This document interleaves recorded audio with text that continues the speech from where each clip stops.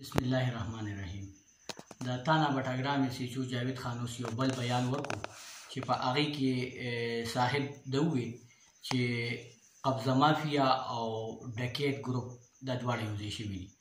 نو زه جاوید خان ته دا ویل غواړم چې دا قبضه مافیا چې تا کوم ګروپ یاد کړی د نثار ما او هغه نور خلک څوک دي ادمه ماخیل دي د هغه چا چې کور دی هغه یو بیله خبره ده. هغه اکی کیس روان دی او چې هر څه وګټو هغه بیله خبره ده. هغه تا سره نه چیړم او نو موته هغه چیړو هغه بیله خبره ده. زه تا صرف دا خبره کوم تا ستا په هر یو بیان کې تضاد دی. تضاد داسې دی چې تا اول یو بیان ورکو چې زه حزب معمول مطابق په کش روانم او ما دا کسان ونیول. اوس ته دا بیان ورکو چې ما په سفر باندې چاپو والا ټوپکې تماچې مې ونیوې. نو زه تا ته دا ویل غواړم چې تا نه په سفر او نه په ګشت کې کسان نیولي تا چاپې والي د مانځه نه وروسته په څلورو کورو باندې تا د خلکو عزت ته سپک کتلي دي او تا د خلکو د کورونه ټوپکې تماچې اوچتې کړي دي او ورسره د کسان اوچت کړي دي.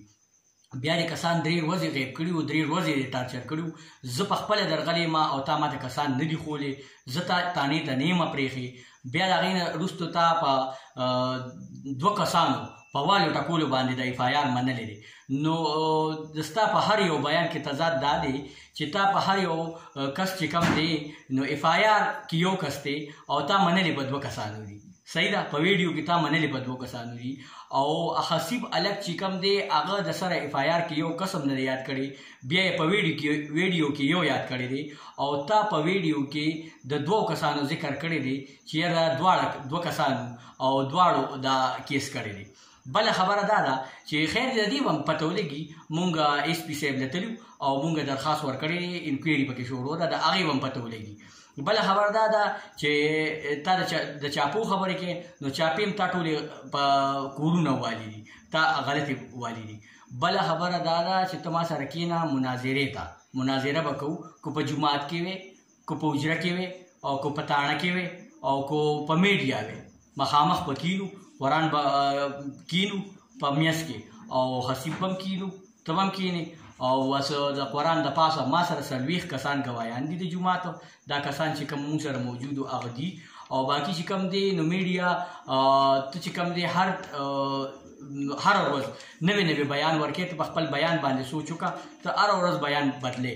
نو داسې چل به وکړو چې بس د پیشو او د مګې دا ګیم به پرېږدو او یو ځای به کینو مناظره به وکړو که په میډیا وې که په جومات کې وې که په حجره کې وې که په تاڼه کې وې مشران به کینو او چې څوک ملامته شو قرآن به پکې په منځ کې پروت وي او یا چې زه به دې ملامته کړم نو زه به تا ته عذر وکړم او دې سړي ته به م وکړم.